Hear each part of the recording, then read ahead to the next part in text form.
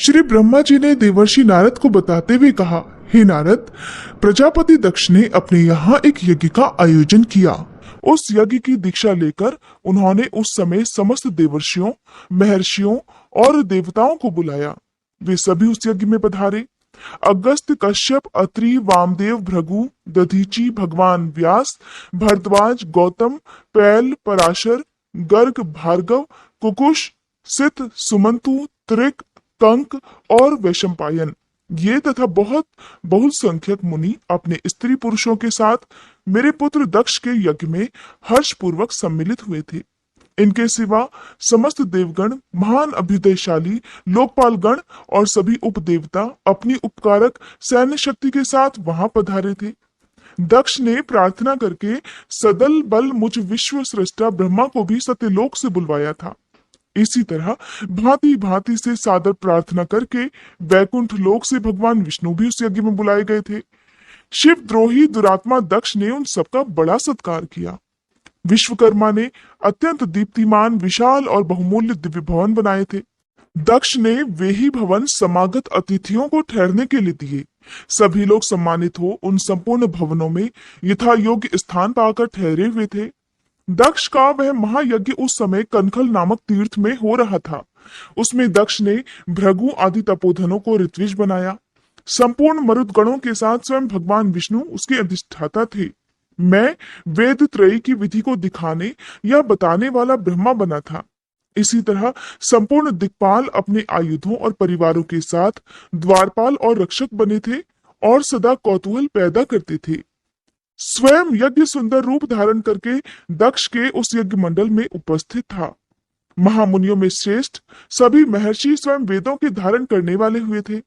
अग्नि ने भी उस यज्ञ महोत्सव में शीघ्र ही हविष्य ग्रहण करने के लिए अपने सहस्त्रों रूप प्रकट किए थे। वहां 88,000 ऋत्विज एक साथ हवन करते थे। 64,000 देवर्षि उद्गाता थे। अथर्वयु और होता भी उतने ही थे। नारद आदि देवर्षि और सप्तऋषि पृथक पृथक गाथा गान कर रहे थे। दक्ष ने अपने उस महायज्ञ में गंधर्वों, विद्याधरों, सिद्धों, 12 आदित्यों, उनके गणों, यज्ञों तथा नागलोक में विचरने वाले समस्त नागों का भी बहुत बड़ी संख्या में वरण किया था। ब्रह्म ऋषि, राजर्षि और देवर्षियों के समुदाय तथा बहुसंख्यक नरेश भी उसमें आमंत्रित थे, जो अपने मंत्री, मित्रों और सेनाओं के साथ वहां पर पधारे हुए थे। यजमान दक्ष ने उस यज्ञ में वसु आदि समस्त गण देवताओं का भी वरण किया था। कौतुक और मंगलाचार करके जब दक्ष ने यज्ञ की दीक्षा ली, तब उनके लिए बारंबार स्वस्ति वाचन किया जाने लगा। तब वे अपनी पत्नी के साथ बड़ी शोभा पाने लगे। इतना सब करने पर भी दुरात्मा दक्ष ने उस यज्ञ में भगवान शंभु को आमंत्रित नहीं किया। उनकी दृष्टि में कपालधारी होने के कारण वे निश्चय ही यज्ञ में भाग पाने योग्य नहीं थे। सती प्रजापति दक्ष की प्रिय पुत्री थी, तब भी कपाली की पत्नी होने के कारण दोषदर्शी दक्ष ने उन्हें अपने यज्ञ में नहीं बुलाया। इस प्रकार जब दक्ष का वह यज्ञ महोत्सव आरंभ हुआ और यज्ञ मंडप में आए हुए सभी ऋत्विज अपने अपने कार्य में संलग्न हो गए, उस समय वहां भगवान शंकर को उपस्थित न देखकर शिव भक्त दधीची का चित्त अत्यंत उद्विग्न हो उठा और वे इस प्रकार बोले, मुख्य मुख्य देवताओं और महर्षियों, आप सभी लोग प्रशंसा पूर्वक मेरी बात सुने। इस यज्ञ महोत्सव में भगवान शंकर नहीं आए हैं। इसका क्या कारण है? यद्यपि ये देवेश्वर, बड़े बड़े मुनि और लोकपाल तो यहाँ पधारे हैं, तथापि उन महात्मा पिनाक पाणी शंकर के बिना ये यज्ञ अधिक शोभा नहीं पा रहा है। बड़े बड़े विद्वान कहते हैं कि मंगलमय भगवान शिव की कृपा दृष्टि से ही समस्त मंगल कार्य संपन्न होते हैं। जिनका ऐसा प्रभाव है, वे पुराण पुरुष वृषभ ध्वज परमेश्वर श्री नीलकंठ यहाँ क्यों नहीं दिखाई दे रहे? हे दक्ष, जिनके संपर्क में आने पर अथवा जिनके स्वीकार कर लेने पर अमंगल भी मंगल हो जाते हैं और जिनके 15 नेत्रों से देखे जाने पर बड़े बड़े नगर तत्काल मंगलमय हो जाते हैं, उनका इस यज्ञ में पदार्पण होना अत्यंत आवश्यक है। इसलिए तुम्हें स्वयं ही परमेश्वर शिव को यहाँ शीघ्र बुलाना चाहिए, अथवा ब्रह्मा, प्रभावशाली भगवान विष्णु, देवराज इंद्र, लोकपाल गणों, ब्राह्मणों और सिद्धों की सहायता से सर्वथा प्रयत्न करके इस समय यज्ञ की पूर्ति के लिए तुम्हें भगवान शंकर को यहाँ ले आना चाहिए। आप सब लोग उस स्थान पर जाएं जहां महेश्वर देव विराजमान है। वहां से दक्ष नंदिनी सती के साथ भगवान शंभु को यहाँ तुरंत ले आइए। हे देवेश्वरों, जगदम्बा सहित वे परमात्मा शिव यदि यहाँ आ गए तो उनसे सब कुछ पवित्र हो जाएगा। उनके स्मरण से, उनके नाम लेने से सारा कार्य पुण्यमय बन जाता है। अतः पूर्ण प्रयत्न करके भगवान वृषभ ध्वज को यहाँ ले आना चाहिए। भगवान शंकर के यहाँ पदार्पण करते ही ये यज्ञ पवित्र हो जाएगा, अन्यथा ये पूरा हो ही नहीं सकता, और ये मैं सत्य कहता हूँ। दधीची का यह वचन सुनकर दुष्ट बुद्धि वाले मूढ़ दक्ष ने हंसते हुए रोष पूर्वक कहा, भगवान विष्णु संपूर्ण देवताओं के मूल हैं, जिनमें सनातन धर्म प्रतिष्ठित है। जब इनको मैंने सादर पूर्वक बुला लिया है, तब इस यज्ञ कर्म में भला क्या कमी हो सकती है? जिनमें वेद, यज्ञ और नाना प्रकार के समस्त कर्म प्रतिष्ठित हैं, वे भगवान विष्णु तो यहाँ आए ही गए हैं। इनके सिवा सत्यलोक से लोक पितामह ब्रह्मा वेदों, उपनिषदों और विविध आगमों के साथ यहाँ पधारे हैं। देवगणों के साथ स्वयं देवराज इंद्र का भी शुभागमन हुआ है, और आप जैसे निष्पाप महर्षि भी यहाँ आ गए हैं। जो महर्षि यज्ञ में सम्मिलित होने के योग्य, शांत और सुपात्र हैं, वेद और वेदार्थ के तत्व को जानने वाले हैं और दृढ़ता पूर्वक व्रत का पालन करते हैं, वे सब और स्वयं आप भी जब यहाँ पदार्पण कर चुके हैं, तब हमें यहाँ रुद्र से क्या प्रयोजन है? विप्रवर, मैंने ब्रह्मा जी के कहने से ही अपनी कन्या रुद्र को ब्याह दी थी। वैसे मैं जानता हूँ हर कुलीन नहीं है, उनके न माता है न पिता। वे भूतों, प्रेतों और पिशाचों के स्वामी हैं, अकेले रहते हैं। उनका अतिक्रमण करना दूसरों के लिए अत्यंत कठिन है। वे आत्म प्रशंसक, मूढ़, जड़, मौनी और ईर्ष्यालु हैं। इस यज्ञ कर्म में बुलाए जाने योग्य वे बिल्कुल नहीं है, इसलिए मैंने उनको नहीं बुलाया है। इसलिए हे दधीची जी, आपको फिर कभी ऐसी बातें नहीं कहनी चाहिए। मेरी प्रार्थना है कि आप सब लोग मिलकर मेरे इस महान यज्ञ को सफल बनाएं। दक्ष की ये बात सुनकर दधीची ने समस्त देवताओं और मुनियों के सुनते हुए ये सार गर्भित बात कही। दधीची बोले, हे दक्ष, उन भगवान शिव के बिना ये महान यज्ञ अयज्ञ हो गया। अब ये यज्ञ कहलाने योग्य ही नहीं रह गया। विशेषता इस यज्ञ में तुम्हारा विनाश हो जाएगा। ऐसा कहकर दधीची दक्ष की यज्ञशाला से अकेले ही निकल पड़े और तुरंत अपने आश्रम को चल दिए। तदंतर जो मुख्य मुख्य शिव भक्त और शिव जी के मत का अनुसरण करने वाले थे, वे भी दक्ष को वैसा ही शाप देकर तुरंत वहां से निकले और अपने आश्रमों को चले गए। मुनिवर दधीची तथा दूसरे ऋषियों के उस यज्ञ मंडप से निकल जाने पर दुष्ट बुद्धि शिवद्रोही दक्ष ने उन मुनियों का उपहास करते हुए कहा, जिन्हें शिव ही प्रिय हैं, वे नाम मात्र के ब्राह्मण दधीची चले गए। उन्हीं के समान जो दूसरे थे, वे भी मेरी यज्ञशाला से निकल गए। ये तो बड़ी शुभ बात हुई। मुझे सदा यही अभीष्ट है। देवेश, देवताओं और मुनियों में सत्य कहता हूँ, जिनके चित्त की विचार शक्ति नष्ट हो गई है, जो मंद बुद्धि हैं और मिथ्यावाद में लगे हुए हैं, ऐसे वेद बहिष्कृत दुराचारी लोगों को यज्ञ कर्म में त्याग ही देना चाहिए। विष्णु आदि आप सब देवता और ब्राह्मण वेदवादी हैं, अतः मेरे इस यज्ञ को शीघ्र ही सफल बनावे। श्री ब्रह्मा जी कहते हैं, दक्ष की ये बात सुनकर शिव जी की माया से मोहित हुए समस्त देवर्षि उस यज्ञ में देवताओं का पूजन और हवन करने लगे। हे मुनीश्वर नारद, इस प्रकार उस यज्ञ को जो शाप मिला उसका वर्णन किया गया। अब यज्ञ के विध्वंस की घटना को बताया जाता है, उसे आदर पूर्वक सुनो। श्री ब्रह्मा जी कहते हैं, हे नारद, जब देवर्षिगण बड़े उत्साह और हर्ष के साथ दक्ष के यज्ञ में जा रहे थे, उसी समय दक्ष कन्या देवी सती गंधमादन पर्वत पर चंदोवे से युक्त धारक ग्रह में सखियों से घिरी हुई भांति भांति की उत्तम क्रीड़ाएं कर रही थी। प्रसन्नता पूर्वक क्रीड़ा में लगी हुई देवी सती ने उस समय रोहिणी के साथ यज्ञ में जाते हुए चंद्रमा को देखा। देखकर वे अपनी हितकारिणी प्राण प्यारी श्रेष्ठ सखी विजया से बोली, मेरी सखियों में श्रेष्ठ प्राण प्रिय विजय, जल्दी जाकर पूछ तो आ, ये चंद्रदेव रोहिणी के साथ कहाँ जा रहे हैं? सती के इस प्रकार आज्ञा देने पर विजया तुरंत उनके पास गई और उनसे यथोचित शिष्टाचार करके पूछा, हे चंद्रदेव, आप कहाँ जा रहे हैं? विजया का यह प्रश्न सुनकर चंद्रदेव ने अपनी यात्रा का उद्देश्य आदर पूर्वक बताया। दक्ष के यहाँ होने वाले यज्ञोत्सव आदि का सारा वृतांत कहा। ये सब सुनकर विजया बड़ी उतावली के साथ देवी के पास आई और चंद्रमा ने जो कुछ भी कहा था उसे सब कुछ सुना दिया। उसे सुनकर कालिका सती देवी को बड़ा विस्मय हुआ। अपने यहाँ सूचना ना मिलने का भला क्या कारण है?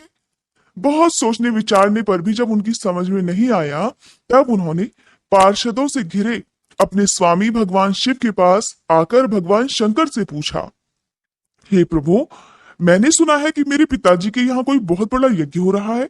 उसमें तो बहुत बड़ा उत्सव भी होगा। उसमें सब देवर्षि एकत्रित हो रहे हैं। हे देव देवेश्वर, पिताजी के उस महान यज्ञ में चलने की रुचि फिर आपको क्यों नहीं हो रही? इस विषय में जो बात हो वो सब मुझे बताइए। हे महादेव, सुहृदयों का यह धर्म है कि वे सुहृदयों के साथ मिले जुले। ये मिलन उनके महान प्रेम को बढ़ाने वाला होता है। अतः हे प्रभु, मेरे स्वामी, आप मेरी प्रार्थना मानकर सर्वथा प्रयत्न करके मेरे साथ पिताजी की यज्ञशाला में आज ही चलिए। सती जी की ये बात सुनकर भगवान महेश्वर देव, जिनका हृदय दक्ष के वाग्बाणों से घायल हो चुका था, मधुर वाणी में बोले, हे देवी, तुम्हारे पिता दक्ष मेरे विशेष द्रोही हो गए हैं। जो प्रमुख देवता और ऋषि अभिमानी, मूढ़ और ज्ञान शून्य है, वे ही सब तुम्हारे पिता के यज्ञ में गए हैं। जो लोग बिना बुलाए दूसरे के घर जाते हैं, वे वहां अनादर ही पाते हैं, और जो मृत्यु से भी बढ़कर कष्टदायक है। अतः प्रिय, तुमको और मुझको तो विशेष रूप से दक्ष के यज्ञ में जाना ही नहीं चाहिए, क्योंकि वहां हमें बुलाया भी नहीं गया है। और ये बात मैंने बिल्कुल सच्ची बात कही है। महात्मा महेश्वर के ऐसा कहने पर सती रोष पूर्वक बोली, शंभो, आप सबके ईश्वर हैं। जिनके जाने से यज्ञ सफल होता है, उन्हीं आपको मेरे दुष्ट पिता ने इस समय आमंत्रित नहीं किया है। हे प्रभु, उस दुरात्मा का अभिप्राय क्या है?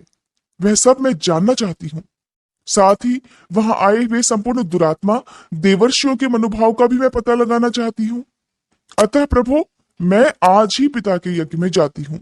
हे नाथ, हे महेश्वर, आप मुझे वहां जाने की आज्ञा दे दें। देवी सती के ऐसा कहने पर सर्वज्ञ, सर्वदृष्टा, सृष्टिकर्ता और कल्याण स्वरूप भगवान रुद्र ने उनसे इस प्रकार कहा। शिव ने कहा, उत्तम व्रत का पालन करने वाली देवी, यदि इस प्रकार तुम्हारी रुचि वहां अवश्य जाने के लिए हो ही गई है, तो फिर मेरी आज्ञा से तुम शीघ्र अपने पिता के यज्ञ में जाओ। ये नंदी वृषभ सुसज्जित है।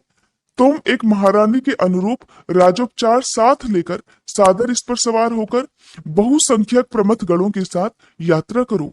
जाओ देवी, इस विभूषित वृषभ पर आरूढ़ हो जाओ। रुद्र के इस प्रकार आज्ञा देने पर सुंदर आभूषणों से अलंकृत सती देवी सब साधनों से युक्त हो पिता के घर की ओर चली। परमात्मा शिव ने उन्हें सुंदर वस्त्र, आभूषण और परम उज्जवल छत्र, चामर आदि महाराजोचित उपचार दिए। भगवान शिव की आज्ञा से 60,000 रुद्रगण बड़ी प्रसन्नता और महान उत्साह के साथ कौतूहल पूर्वक सती के साथ गए। उस समय वहां यज्ञ के लिए यात्रा करते समय सब और महान उत्सव होने लगा। महादेव जी के गणों ने शिव प्रिया सती के लिए बड़ा भारी उत्सव रचाया। वे सभी गण कौतूहलपूर्ण कार्य करने और सती और शिव के यश को गाने लगे। शिव जी के प्रिय और महान वीर प्रमथगण प्रसन्नता पूर्वक उछलते कूदते चल रहे थे। जगदम्बा के यात्रा काल में सभी प्रकार से बड़ी भारी शोभा हो रही थी। उस समय जो सुखद जय जयकार आदि का शब्द प्रकट हुआ, उससे तो तीनों लोक गूंज उठे। श्री ब्रह्मा जी कहते हैं, हे नारद, दक्ष कन्या सती उस स्थान पर गई जहां वह महान प्रकाश से युक्त यज्ञ हो रहा था। वहां देवता, असुर और मुनिंद्र आदि के द्वारा कौतूहलपूर्ण कार्य हो रहे थे। सती ने वहां अपने पिता के भवन को नाना प्रकार की आश्चर्यजनक वस्तुओं से संपन्न, उत्तम प्रभा से परिपूर्ण, मनोहर तथा देवताओं और ऋषियों के समुदाय से भरा हुआ देखा। देवी सती भवन के द्वार पर जाकर खड़ी हो गई और अपने वाहन नंदी से उतरकर अकेली ही शीघ्रता पूर्वक यज्ञशाला के भीतर चली गई। सती को आई देख उनकी यशस्विनी माता अस्किनी अर्थात वीरिणी ने और बहनों ने उनका यथोचित आदर सत्कार किया, परंतु दक्ष ने उन्हें देखकर कुछ भी आदर नहीं किया और उन्हीं के भय से शिव जी की माया से मोहित हुए दूसरे लोग भी उनके प्रति आदर का भाव न दिखा सके। हे मुने, सभी लोगों के द्वारा तिरस्कार प्राप्त होने से सती देवी को बड़ा विस्मय हुआ। तब भी उन्होंने अपने माता पिता के चरणों में मस्तक झुकाया। उस यज्ञ में सती ने विष्णु आदि देवताओं के भाग देखे, परंतु शंभू का भाग उन्हें कहीं नहीं दिखाई दिया। तब सती ने दुस्सह क्रोध प्रकट किया। वे अपमानित होने पर भी रोष से भरकर सभी लोगों की ओर क्रूर दृष्टि से देखती और दक्ष को जलाती हुई कहने लगी, प्रजापति, आपने परम मंगलकारी भगवान शिव को इस यज्ञ में क्यों नहीं बुलाया, जिनके द्वारा ये संपूर्ण चराचर जगत पवित्र होता है, जो स्वयं ही यज्ञ वेत्ताओं में श्रेष्ठ, यज्ञ के अंग, यज्ञ की दक्षिणा और यज्ञकर्ता यजमान है। उन भगवान शिव के बिना यज्ञ की सिद्धि भला कैसे हो सकती है। अहो, जिनके स्मरण करने मात्र से सब कुछ पवित्र हो जाता है, उन्हीं के बिना किया हुआ ये सारा यज्ञ अपवित्र हो जाएगा। द्रव्य, मंत्र आदि, हव्य और कव्य, ये सब जिनके स्वरूप है, उन्हीं भगवान शिव के बिना इस यज्ञ का आरंभ कैसे किया गया। क्या आपने भगवान शिव को सामान्य देवता समझकर उनका अनादर किया है। आज आपकी बुद्धि भ्रष्ट हो गई है, इसलिए आप पिता होकर भी मुझे अधम जच रहे हैं। अरे, ये विष्णु और ब्रह्मा आदि देवता तथा मुनि अपने प्रभु भगवान शिव के बिना आए हुए इस यज्ञ में कैसे चले आए। ऐसा कहने के बाद शिव स्वरूपा परमेश्वरी सती ने भगवान विष्णु, ब्रह्मा, इंद्र आदि सभी देवताओं तथा समस्त ऋषियों को कड़े शब्दों में फटकारते हुए कहा। श्री ब्रह्मा जी कहते हैं, हे नारद, इस प्रकार क्रोध से भरी हुई जगदम्बा सती ने वहां व्यथित हृदय से अनेक प्रकार की बातें कही।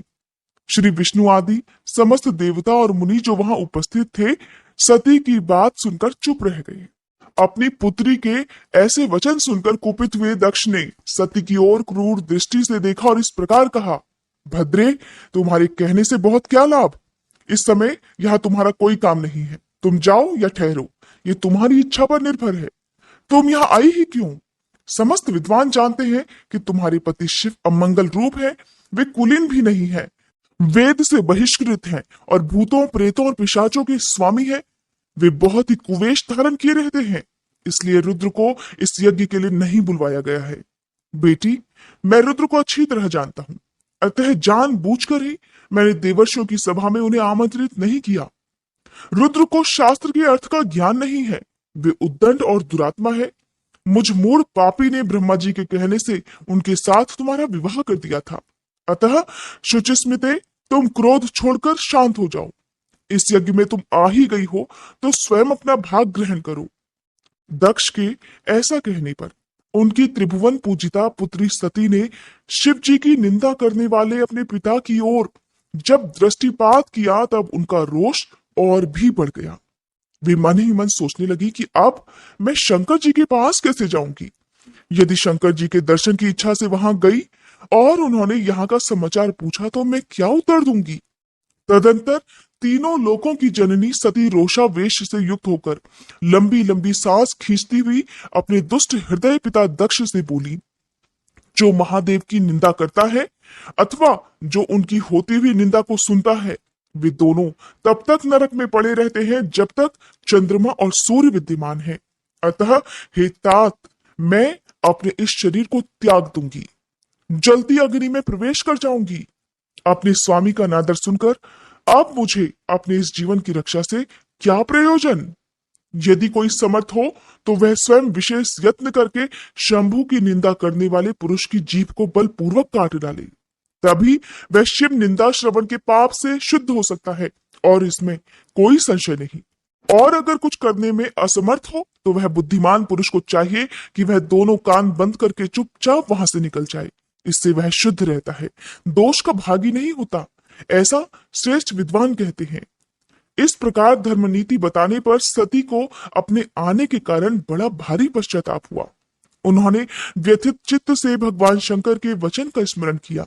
फिर सती अत्यंत कुपित हो दक्ष से, उन विष्णु आदि समस्त देवताओं से तथा मुनियों से भी निडर होकर बोली, तात, तुम भगवान शंकर के निंदक हो, इसके लिए तुम्हें पश्चाताप होगा।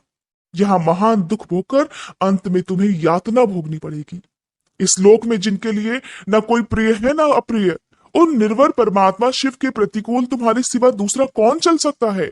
जो दुष्ट लोग हैं वे सदा ईर्ष्या पूर्वक यदि महापुरुषों की निंदा करें तो उनके लिए यह कोई आश्चर्य की बात नहीं है, परंतु जो महात्माओं के चरणों की रज से अपने अज्ञान अंधकार को दूर कर चुके हैं, उन्हें महापुरुषों की निंदा शोभा नहीं देती।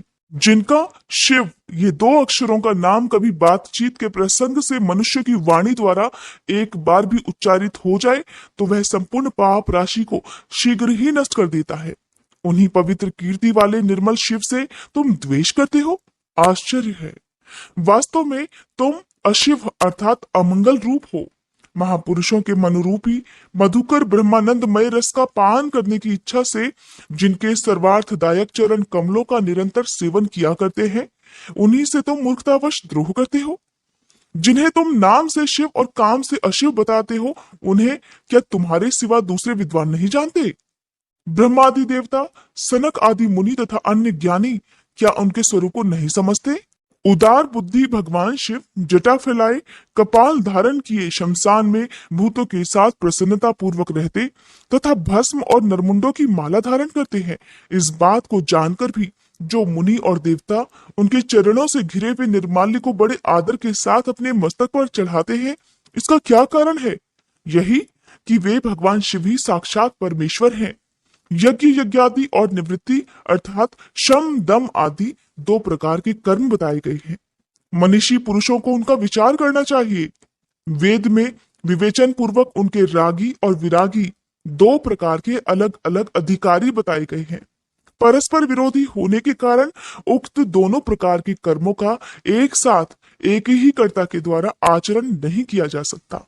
भगवान शंकर तो परब्रह्म परमात्मा है, उनमें इन दोनों ही प्रकार के कर्मों का प्रवेश नहीं है। उन्हें कोई कर्म प्राप्त नहीं होता, उन्हें किसी भी प्रकार के कर्म करने की आवश्यकता नहीं है। पिताजी, हमारा ऐश्वर्य अव्यक्त है, उसका कोई लक्षण व्यक्त नहीं है। सदा आत्मज्ञानी महापुरुष ही उसका सेवन करते हैं और तुम्हारे पास वह ऐश्वर्य नहीं है। यज्ञशालाओं में रहकर वहां के अन्न से तृप्त होने वाले कर्मठ लोगों को जो भोग प्राप्त होता है, उससे वह ऐश्वर्य बहुत दूर है। जो महापुरुषों की निंदा करने वाला और दुष्ट है, उसके जन्म को धिक्कार है। विद्वान पुरुष को चाहिए कि उसके संबंध को विशेष रूप से प्रयत्न करके त्याग दे। जिस समय भगवान शिव तुम्हारे साथ मेरा संबंध दिखलाते हुए मुझे दाक्षायणी कहकर पुकारेंगे, उस समय मेरा मन सहसा अत्यंत दुखी हो जाएगा। इसलिए तुम्हारे अंग से उत्पन्न हुए सदाशिव के तुल्य घृणित इस शरीर को इस समय मैं निश्चित ही त्याग दूंगी और ऐसा करके सुखी हो जाऊंगी। हे देवताओं और मुनियों, तुम सब लोग मेरी बात सुनो। तुम्हारे हृदय में दुष्टता आ गई है। तुम लोगों का ये कर्म सर्वथा अनुचित है। तुम सब लोग मूढ़ हो, क्योंकि शिव की निंदा और कलह तुम्हें प्रिय है। अतः भगवान हर से तुम्हें इस कुकर्म का निश्चय ही पूरा पूरा दंड अवश्य मिलेगा। श्री ब्रह्मा जी कहते हैं, हे नारद, उस यज्ञ में दक्ष तथा देवताओं से ऐसा कहकर देवी सती चुप हो गई और मन ही मन अपने प्राण वल्लभ शंभु का स्मरण करने लगी। श्री ब्रह्मा जी कहते हैं, हे नारद, मौन हुई सती देवी अपने पति का सादर स्मरण करके शांतिचित्त होकर सहसा उत्तर दिशा में भूमि पर बैठ गई। उन्होंने विधि पूर्वक जल का आचमन करके वस्त्र ओढ़ लिया और पवित्र भाव से आंखें मूंद कर अपने पति का चिंतन करती हुई वे योग मार्ग में स्थित हो गईं। उन्होंने आसन को स्थिर कर प्राणायाम द्वारा प्राण और अपान को एक रूप करके नाभि चक्र में स्थित कर लिया। फिर उदान वायु को बलपूर्वक नाभि चक्र से ऊपर उठाकर बुद्धि के साथ हृदय में स्थापित किया। तत्पश्चात शंकर जी की प्राण वल्लभा आनंदिता सती उस हृदय स्थित वायु को कंठ मार्ग से भ्रकुटियों के बीच में ले गई। इस प्रकार दक्ष पर कुपित होकर सहसा अपने शरीर को त्यागने की इच्छा से देवी सती ने अपने संपूर्ण अंगों में योग मार्ग के अनुसार वायु और अग्नि की धारणा की। तदंतर अपने पति के चरणार बिंदुओं का चिंतन करती हुई सती ने अन्य सभी वस्तुओं का ध्यान भुला दिया। उनका चित्त योग मार्ग में स्थित हो गया था, इसलिए वहां उन्हें पति के चरणों के अलावा और कुछ भी नजर नहीं आया। हे मुनिश्रेष्ठ, सती का निष्पाप शरीर तत्काल गिरा और उनकी इच्छा के अनुसार युगाग्नि से जलकर उसी क्षण भस्म हो गया। उस समय वहां आए हुए देवतागण आदि ने जब ये घटना देखी, तब वे बड़े जोर से हाहाकार करने लगे। उनका वह महान अद्भुत विचित्र और भयंकर हाहाकार आकाश में और पृथ्वी तल पर सब ओर फैल गया। लोग कह रहे थे, हाय, महान देवता भगवान शंकर की परम प्रेयसी सती देवी ने किस दुष्ट के दुर्व्यवहार से कुपित होकर अपने प्राण त्याग दिए। अहो, ब्रह्मा जी के पुत्र, इस दक्ष की बड़ी भारी दुष्टता तो देखो। सारा चराचर जगत जिनकी संतान है, उसी की पुत्री मनस्विनी सती देवी, जो सदा ही मान पाने के योग्य थी, उसके द्वारा ऐसी निरादृत हुई कि प्राणों से ही हाथ धो बैठी। भगवान ऋषभध्वज की प्रिया सती सदा सभी सत्पुरुषों के द्वारा निरंतर सम्मान पाने की अधिकारिणी थी। वास्तव में उसका हृदय बड़ा ही असहिष्णु है और वह प्रजापति दक्ष ब्राह्मण द्रोही है, इसलिए सारे संसार में उसे महान अपयश ही प्राप्त होगा। उसकी अपनी ही पुत्री उसी के अपराध से जब प्राण त्याग करने को तैयार हो गई, तब भी उस महानरक भोगी शंकर द्रोही ने उसे रोका तक नहीं। जिस समय सभी लोग ऐसा कह रहे थे, उसी समय शिवजी के पार्षद सती का ये अद्भुत प्राण त्याग देखकर तुरंत ही क्रोध पूर्वक अस्त्र शस्त्र लेकर दक्ष को मारने के लिए उठ खड़े हुए। यज्ञ मंडप के द्वार पर खड़े हुए वे भगवान शंकर के समस्त 60,000 पार्षद, जो बड़े भारी बलवान थे, अत्यंत रोष से भर गए और हमें धिक्कार है, हमें धिक्कार है, ऐसा कहते हुए भगवान शंकर के गणों के वे सभी वीर यूथपति बारंबार उच्च स्वर से हाहाकार करने लगे। हे देवर्षे, कितने ही पार्षद तो वहां शोक से ऐसे व्याकुल हो गए कि वे अत्यंत तीखे प्राणनाशक शस्त्रों द्वारा अपने ही मस्तक और मुख आदि अंगों पर आघात करने लगे। इस प्रकार 20,000 पार्षद उस समय दक्ष कन्या सती के साथ ही नष्ट हो गए। वह एक अद्भुत सी बात हुई। नष्ट होने से बचे हुए महात्मा शंकर के वे प्रमथगण क्रोध युक्त दक्ष को मारने के लिए हथियार लिए उठ खड़े हुए। हे मुने, उन आक्रमणकारी पार्षदों का वेग सुनकर भगवान भृगु ने यज्ञ में विघ्न डालने वालों का नाश करने के लिए नियत अपहता असुरहा रक्षासी वेदिशदः इस यजुर्मंत्र से दक्षिणाग्नि में आहुति दे दी। भृगु जी के आहुति देते ही यज्ञ कुंड से ऋभु नामक सहस्त्रों महान देवता, जो बड़े प्रबल वीर थे, वहां प्रकट हो गए। हे मुनीश्वर, उन सभी के हाथों में जलती हुई लकड़ियां थी।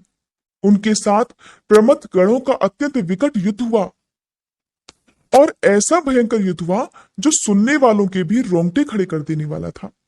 उन ब्रह्म तेज से संपन्न महावीर ऋभुओं की सब ओर से ऐसी मार पड़ी जिससे प्रमथगण बिना अधिक प्रयास के ही भाग खड़े हुए। इस प्रकार उन देवताओं ने उन शिव गणों को तुरंत मार भगाया। यह अद्भुत सी घटना भगवान शिव की महाशक्ति इच्छा से हुई। ये सब देखकर ऋषि, इंद्रादि देवता, मरुदगण, विश्वदेव, अश्विनी कुमार और लोकपाल चुप ही रहे। कोई सब ओर से आकर वहां भगवान विष्णु से प्रार्थना करते थे कि किसी तरह ये विघ्न टल जाए। वे उद्विग्न होकर बारंबार विघ्न निवारण के लिए आपस में ही सलाह करने लगे। प्रमथ गणों के नाश और भगाए जाने से जो भावी परिणाम होने वाला था, उसका भली भांति विचार करके उत्तम बुद्धि वाले श्री विष्णु आदि देवता अत्यंत उद्विग्न होते थे। हे मुने, इस प्रकार दुरात्मा शंकर द्रोही ब्रह्मबंधु दक्ष के यज्ञ में उस समय बड़ा भारी विघ्न उपस्थित हो गया। श्री ब्रह्मा जी कहते हैं, हे नारद, इसी बीच में वहां दक्ष तथा देवताओं आदि के सुनते हुए आकाशवाणी ने ये यथार्थ बात कही। रे रे दुराचारी दक्ष, ओ दंभाचार परायण महामूर्ख, ये तूने कैसा अनर्थकारी कर्म कर डाला।